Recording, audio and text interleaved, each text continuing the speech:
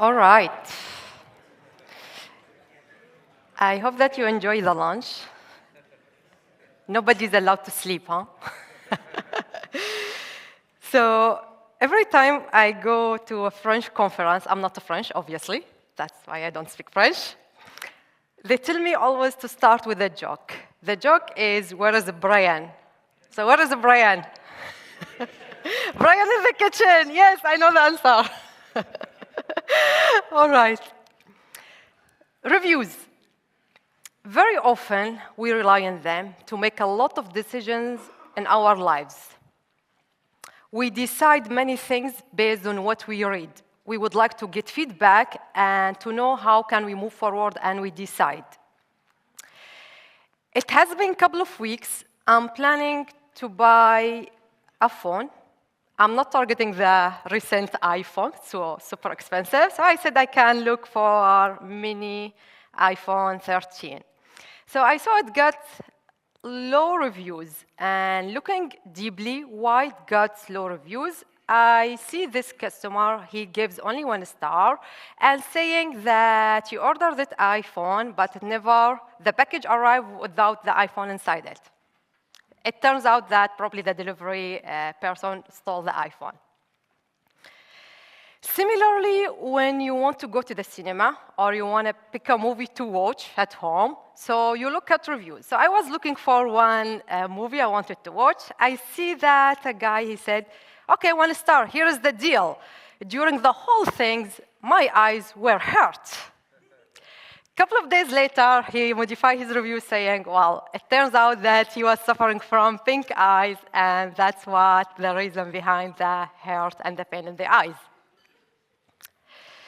Another example, and I think most of us do that, at least me, I'm so picky on food. So when I want to go to a restaurant for a meal or a pizzeria, I look at the reviews, and I see this pizzeria got also low reviews. And the guy said, well, I ordered one pizza, but I got delivered half a pizza. The owner of the restaurant replies, well, sir, you ordered a calzone, which comes in a folded way. OK, as you can see, all these reviews, they are useless, irrelevant to the product or the service we are asking for. Similarly, in computer science, so adding a review or giving feedback is super complex, right? It's a tough task. So let's have a look at this piece of code. This piece of code is written in Python. Regardless of the programming language, how many people are developing in Python? Plenty? OK, yeah. Regardless, forget about the programming language. So this piece of code, it converts a list to a string. The reviewer says, seriously, what's this? Why are you using the join function? This code is not going to work. As you can see here in this review, the reviewer is using uppercase. He is saying, seriously, what's that? Me as an author, I don't know what he's referring to, what he's talking about. And then he says, oh, this join function is not going to work. End of the story. Without giving me any explanation, reasoning about that. So this kind of review, disrespectful, harsh, and you are not giving actionable feedback for the author of that code to react. Another example here, which is, I think there is a lot of debate. There is this piece of code, the reviewer is saying, well, why don't you use for loop instead of while? And by the way, it looks nicer, and you can put it even in a 1 line. Oh, yeah, thank you so much. That's a great advice. So in this kind of review, you are, as a reviewer, just representing yourself and your taste and how to code. Of course, there are differences between the while loop and the for loop based on the programming language. It has its impact. But here was the goal, and the focus is really in the taste. It looks nicer. Why you don't put it even in 1 line? OK, that's great.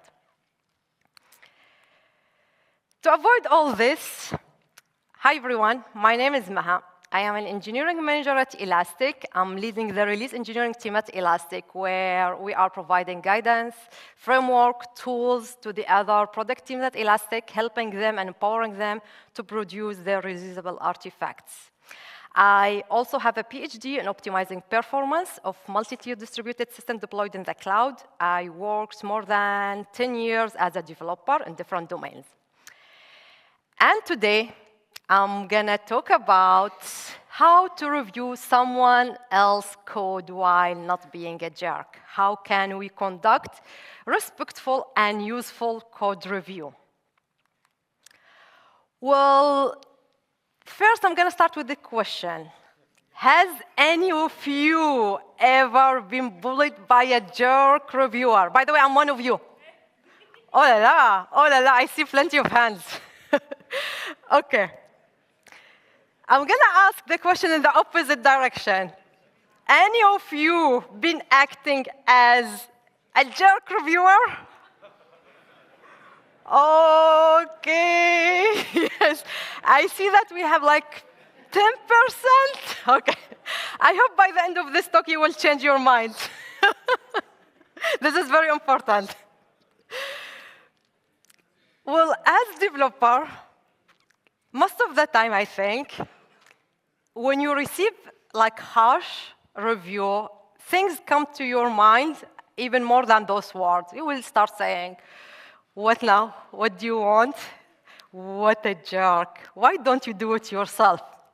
Or sometimes you might say, I'm going to close this PR, and this is the last time I'm coding, and I'm quitting computer science. OK, so this is so brutal, and I hope that you will not reach that point. So to avoid all this drama, we want to know how to deliver useful and respectful review. And before digging deeply in the process, how to write useful code review, we need to understand and to answer 3 questions. Why, what, and how? Let's start by why. Most developers, I believe, they think as soon as I write my code and I run it and it works in my dev environment, why do I need to do code review? I need to ask people feedback. Why I don't just merge it to the main branch and we move on? Well, actually, the answer, no. It's not as simple as you think, because there are many benefits when we do code review. You want to make sure it's not only about finding defects and bugs and edge corners in your code. You want to make sure that your code, it does what's supposed to do. It's aligned with the overall syntax format and being consistent with the overall project. You would like to share information or getting opinion about designs. You would like to share knowledge, learn from each other, and here I want to insist on something very important, is learning from each other. There has been a study published by Google in 2018, and they are talking about modern code review. It's a very interesting paper. They conduct this study in their code base with using their help from their developer. So it shows the study that the code review is a very important aspect in the development workflow at Google. It helps in many factors, many aspects, especially when you would like to make sure and evolve the norm where consistency and readable and the code base are there and they are maintained. And everybody knows about the code base. Everybody, regardless the developer role. So this is the first question. The second question is what? Here is a story. Before joining Elastic, the job previous that, my manager, I joined as a developer, asked me, hey, Maha, can you have a look at this code? So I asked him what I'm supposed to look at. He answered back, make sure it's fine, whatever that means. So me, what I did, based on my experience, I start looking, there is unit test provided. Does the provided code pass all the tests? Doesn't break any existing test? The naming of the variables, they do follow the convention naming, the naming convention in that programming language, the size of the method, and there's the code and so on. So basically what I did here, based on my experience and my opinion, I give my feedback on that code. And I believe every one of you, you've been asked the same question, you're going to give different feedback based on your taste and your experience on that code. Well, it makes me feel this is not correct. So that's why I came up with what we call code review checklist. First of all, I want to insist on the fact there is no one-fits-all checklist, meaning you can take this checklist, adapt it, change it, even tear it down, and create another one. So that will be adopted based on your code base, your team, your project, the company itself, and so on. And this list can get larger and larger. So some of the points that can be important and included in the checklist is making sure that there is unit test provided, there is documentation provided. The new code is working as expected. It's meeting some predefined standards in the company. It doesn't break any existing code. It does, for example, it has the same style and format. Here I want to insist on something, is there are plenty of tools can actually help us in automating some of these steps. For the styling and formatting, for example, in Python, you have the linter, PyLint, Flake8, Black, so to help you, what you submit is really consistent with the overall project style and formatting. So me as a reviewer, I will not waste my time telling you, hey, there is a white space extra here. So pointless. There are automation tools can help me to detect that before even submitting the PR. Similarly, when you want to talk about if there are vulnerabilities in the code or code smell, sometimes I'm not expert in those vulnerabilities, so I'm not a security person. There are also tools can help us do that. There is a Sneak, there is a SonarQube to detect code smell, and so on. So when there are any opportunity to automate any of these tools or any of these points, items, we should do it. It's not the job on the reviewer to detect that. So let's do that. And I really insist on the fact that there are tools that we can benefit in them to add some automation. So we answer the why and the what. Now let's see how. How can we conduct a respectful, useful code review? Well, first, me as a reviewer, I should start with getting the big picture of the submitted code. Understand what are you trying to achieve from submitting this piece of code, trying to understand what you want to achieve really behind it. If there are some ambiguity or unclear or not enough comments, it's okay. And it's recommended to ask a question. There are plenty of code review-based tools where you can exchange a question with the author, trying to understand what he's trying to do. Keep it short. This is very important. And answer in timely fashion way. And this really depends on the size of the submitted PR, which recommended to be short.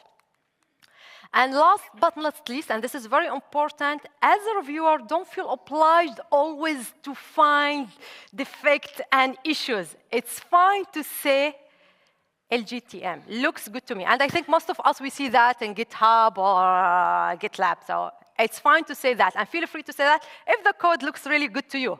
So don't feel obliged to find always issues and bugs. So let's dig more deeply.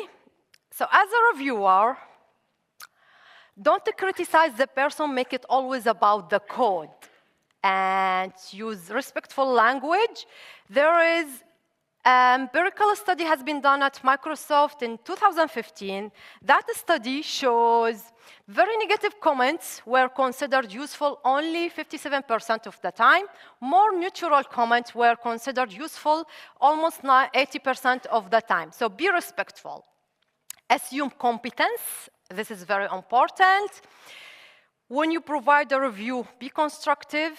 Provide very precise reviews. Be reasonable about when you provide that review, what's your reasoning behind it. Provide guidance. Provide actionable items that the author can benefit from and can take those to be executed. So here a small example. A reviewer says in one PR, why are you using this approach? You are adding unnecessary complexity.